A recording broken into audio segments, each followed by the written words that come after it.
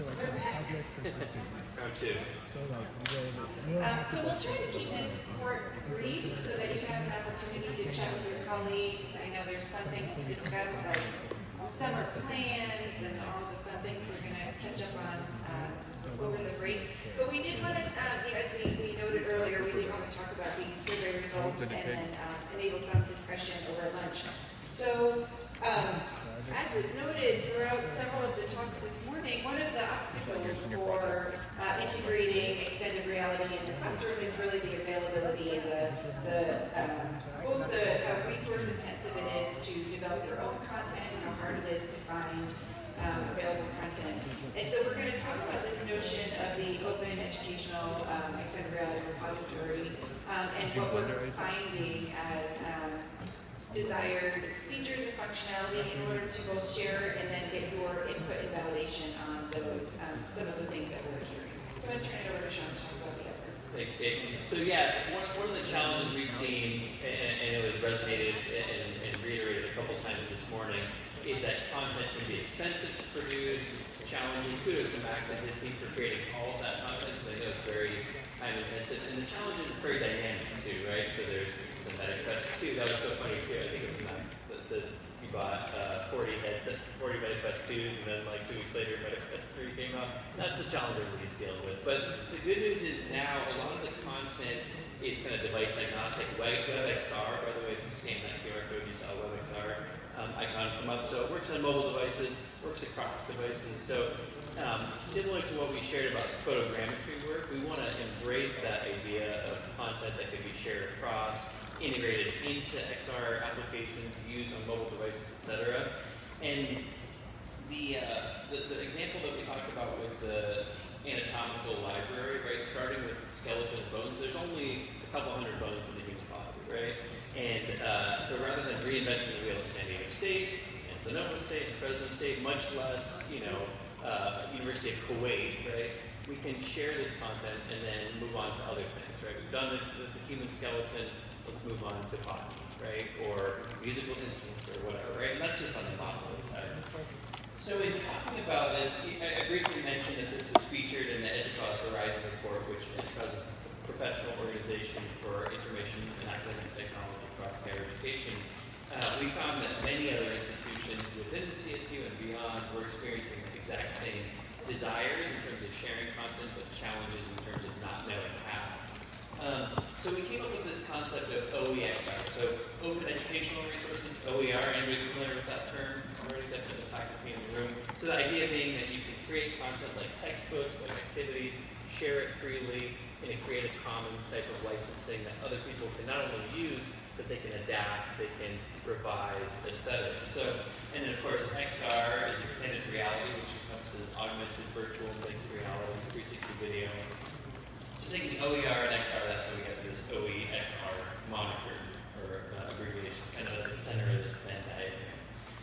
So through the Common Interest Group, through collaborations with Wade, Vivian, Sarah, Frank, etc., in their grant, which this was one of the outcomes of the grant, we started looking at, okay, how can we accomplish this? We had some initial ideas at San Diego State and across the system of, okay, maybe we could leverage a tool like Merlot, which actually is a repository for open educational resources that came out of the CSU. But we wanted to build a network of excitement and agreement around what this would look like so that when we do launch it, people are excited to contribute and utilize right away. So there's no better way to build buy-in than ask people for their opinions. So we did a big survey. So that's what we're going to be talking about. The first part here is the results of the survey and the results of this collaboration. So all the logos here, you see several CSUs, including San Bernardino, Fresno, San Diego State. But you also see other institutions like Yale, Drexel, University of Utah, North Carolina State, Dartmouth. These are all partners that are actively, we've been meeting around twice a month since January. So big collaboration here through EDUCAUSE, again, that's the organization I mentioned. And we're looking at, okay, what does the library need? What kind of functionality? What kind of collaborations? Does it need to be totally free, or can a small fee suffice so that people can moderate, etc.? So this is a really collective effort, and Kate and I are helping to lead that effort. So we did a survey.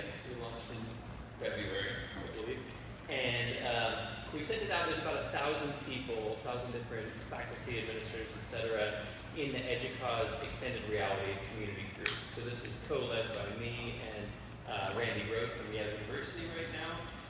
Of those 1,000 people, we got 169 new respondents from 6 continents. So lots here in the U.S., Canada, etc., but also places like Peru, South Africa, Kazakhstan, Australia, etc. So really wide range of perspectives across 100 institutions. We ran the data and we were like, is that 100 exactly? But yes, it was really 100 institutions. So here's just looking at kind of the demographics a little bit. Mostly R1 and R2 institutions, international institutions, and master's institutions, but really a wide range of different perspectives, including some industry partners as well. And then you can see primarily faculty, administrators, and staff. But we also have students and librarians. Librarians are interesting because what we're hoping to build is a library, right? And us being here in the library is relevant in that it's moved beyond physical textbooks to just access to information in general. So in terms of the structure, the metadata, et cetera, it's been really helpful having some librarians, certainly getting feedback in the survey, but also on that planning committee as well. Okay, so to talk a little bit about some of the results. So many of the respondents had previously used an OER repository. You can see OER comments below are leaders as most commonly used, but there's a range of platforms that are listed here. So this concept was familiar with many of the survey respondents. Then you see the range here of experience with XR in particular at their institution. So while most respondents indicated that they were experienced active users, you see the range again from, kind of new user, curious, and then even some who just wasn't even sure how it fit into their strategy. Again, we asked users, would you be likely to contribute content? And again, the majority of people said yes, but many were unsure. And I think this is an interesting point. So my experience with OER as an instructional designer developing online courses was that I found faculty were more likely to contribute to OER than they were to use OER. So many people felt like, oh yeah, I did this, instructional video, I wrote this lesson, I'm happy to share it, but they really wanted that sense of ownership and control of things they used in their own classes. And so it's interesting to see here that people were interested, were willing to contribute, but they weren't, quite sure if they'd be able to.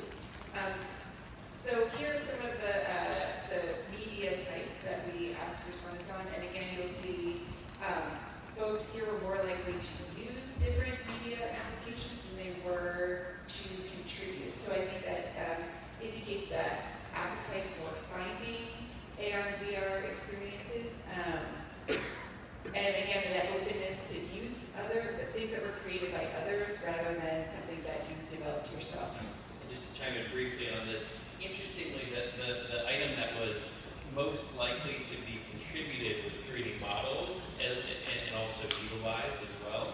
But actually, so on the most likely to be contributed was 3D models, but most likely to utilize was actually 360 video. So point being that, as Kate pointed out, I think with things like lesson plans and videos, the bar is somewhat lower. A lot of people can contribute that. But in this case, there's still a lot of uncertainty in how you will be able to access that. So actually more people want to use that contribute. So we see that as a good thing, right? Because these are digital objects that are scalable.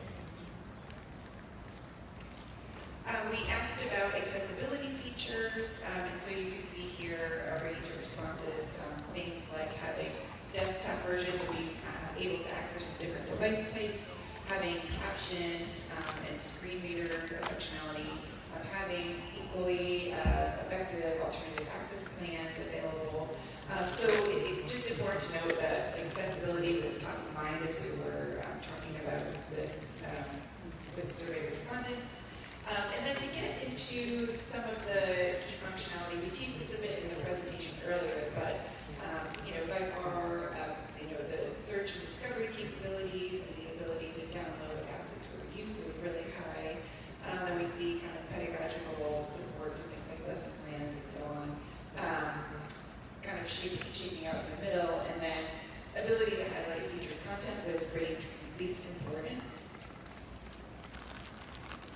In terms of other, collaborative functionality, the clear expectations for contributors was the highest priority for survey respondents, followed by guidelines for creating and submitting content. So basically, this kind of user experience there, like making this easy to use, easy to find content, the kind of metadata parts of the ability to categorize and tag, so that enhances the discoverability. The features that were rated lower or less of a priority was authorship recognition and copyright, and then the ability to showcase research findings. Far and away, respondents wanted it to be free for all users, which I think makes some sense. Followed by being subsidized either by for-profit or nonprofit organizations. So there was some kind of strong resistance to having a subscription-based model, but we know sustainability is always a challenge with these open or these OER platforms. You need to have a model in place where you can sustain and maintain the platform. Or grant funding. Right.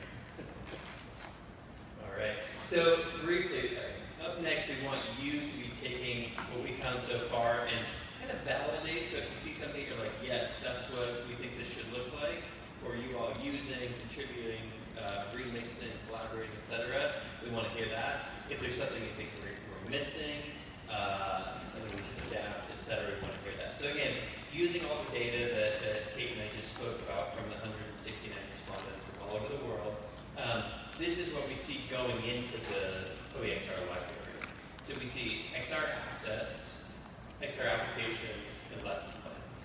Within assets, that's 3D models, 360 videos. So again, taking a bone, a video, that kind of thing, and integrating it into an experience or just as a standalone object for learning.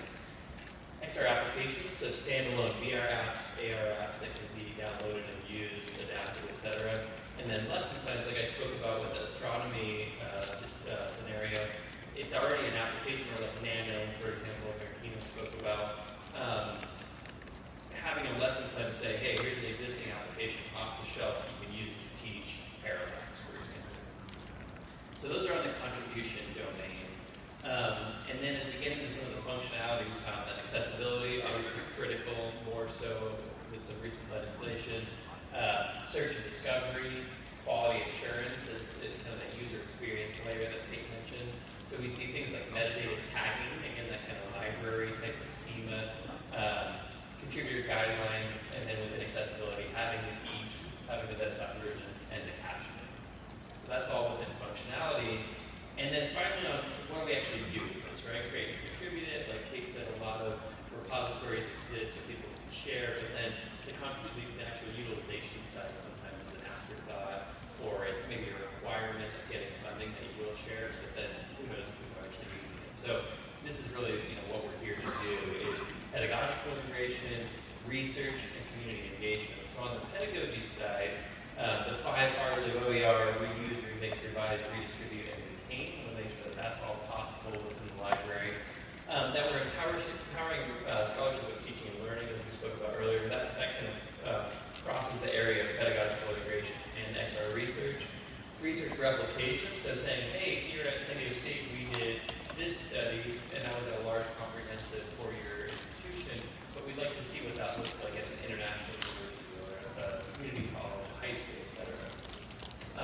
Community engagement, again, on that research replication, but also on development collaboration. So maybe there's a skill set of one institution that doesn't exist elsewhere, or there's an architecture program here, and we don't have an architecture program, so we'll collaborate. That's a real scenario. Yeah. Next in the room, we want to collaborate.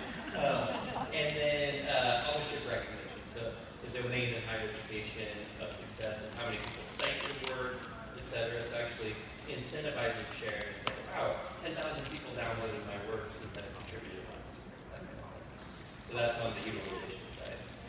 So this is your part. I'm going to turn it back to Kate. While you eat, Kate and I are going to be walking around, maybe getting a couple bites in as well, but we're going to hope that you give us feedback on these items, and maybe Kate will pass these out while you use that.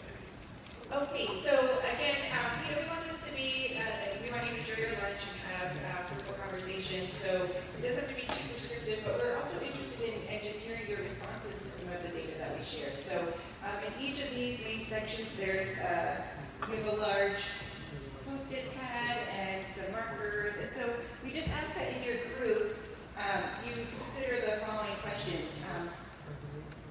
Did you like the features that were identified in the survey? Is there anything that we missed? What would you add? What types of resources might you contribute to the library? And it's a great way to talk about some of the work that's going on in your area. What types of resources would you most likely to utilize? What are you looking for? And it could very well be that somebody in your lunch circle is using that kind of tool, and so you can share and talk about that. And then finally, what other kinds of infrastructure or support would you be looking for and might we consider within the CSU and beyond? So please, enjoy your lunches, have a great conversation, and if you could have one person maybe jot down some ideas, or you can pass the notebook around. But we'll get together again in, I think, 20 minutes or so, and then just ask for each group to share a little bit about what they talked about. And you're truly welcome if this is too kind of constraining, just to talk about what was your response to the survey idea, what is your response to the repository idea. We'd be interested in hearing about it as well. So with that, thanks. And we will, maybe after a few minutes, we'll pivot back to that big schema that has all the functionality, et cetera, for utilization.